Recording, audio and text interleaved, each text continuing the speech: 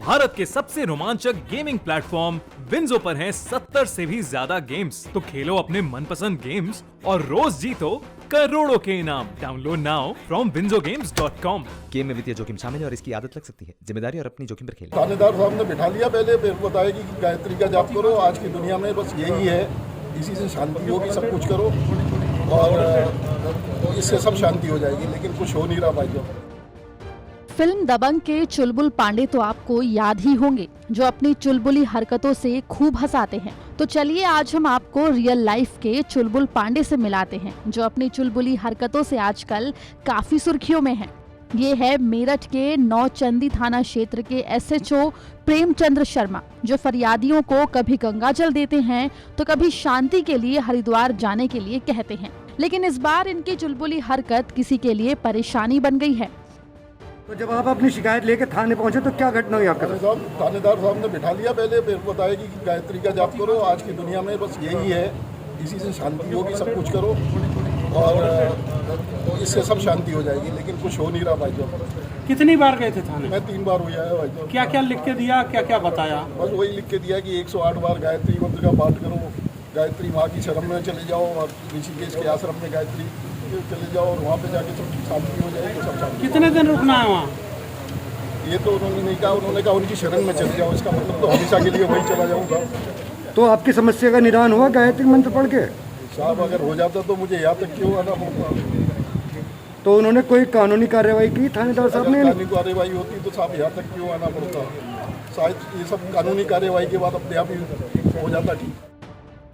दरअसल SHO प्रेमचंद पर आरोप है कि एक पारिवारिक विवाद में उन्होंने कानूनी कार्रवाई करने की जगह पीड़ित से कहा कि गायत्री मंत्र का जाप किया करो, हरिद्वार चले जाओ, तिलक लगाया करो।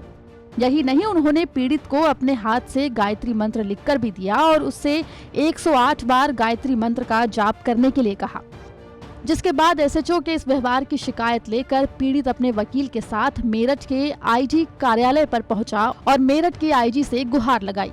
थानेदार कार्रवाई करने के बजाय गायत्री मंत्र पाठ पढ़ने की सलाह देते हैं। पीड़ित के वकील राम कुमार का कहना है कि IG साहब ने पीड़ित का मुकदमा लिखने का आश्वासन दिया है।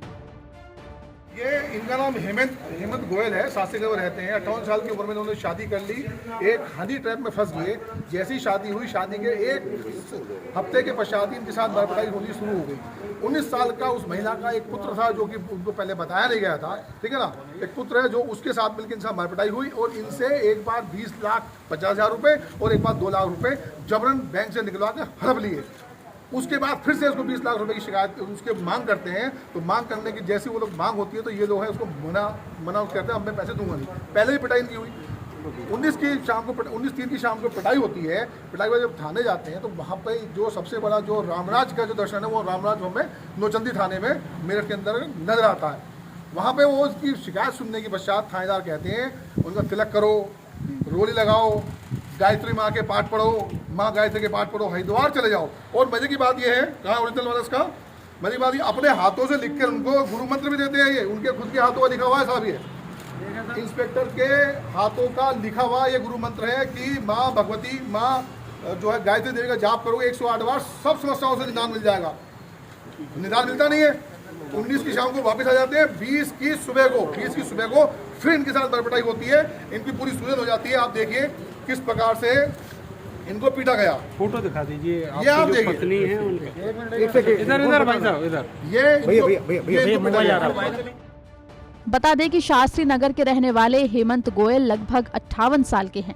उनका अपनी पत्नी से विवाद चल रहा है। हेमंत गोयल का आरोप है कि वो अकेले रहते थे और उनकी पड़ोस की रहने वाली महिला ने उनको सविता नाम की महिला से मिलवाया, जिसका तलाक हो चुका था और एक 19 साल का बेटा भी था।